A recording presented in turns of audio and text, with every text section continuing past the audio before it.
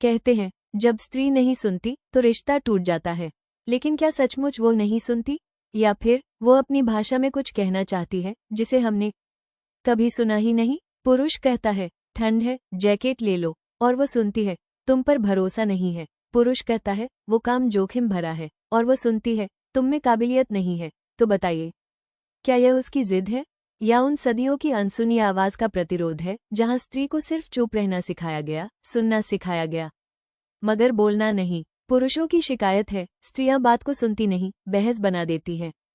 पर कोई पूछे क्या उसने जीवन भर और कुछ सुना भी क्या है?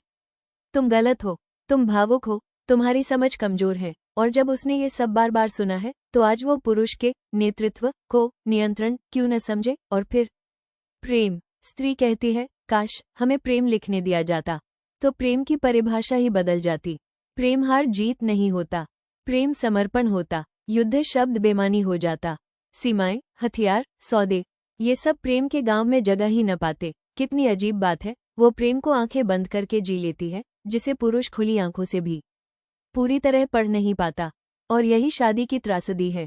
जब स्त्री नहीं सुनती, पुरुष टूटता है। जब पुरुष नहीं सुनता, स्त्री सिकुड़ जाती है।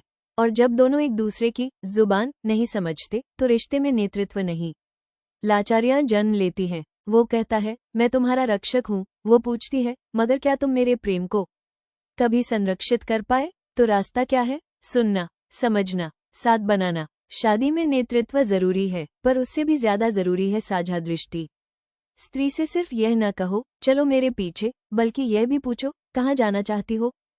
और स्त्री भी सिर्फ तुम नहीं समझोगे कहकर संवाद बंद न करे, बल्कि वो प्रेम जो उसने भीतर जिया है उसे शब्दों में बांटे।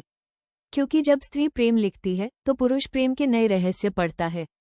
और जब पुरुष अपने नेतृत्व में संवेदना लाता है तो स्त्री उसके साथ चल पड़ती है। रिश्ते नेतृत्व से नहीं टिकते, बल्कि समझ और सुनने की सामर्थ्य से।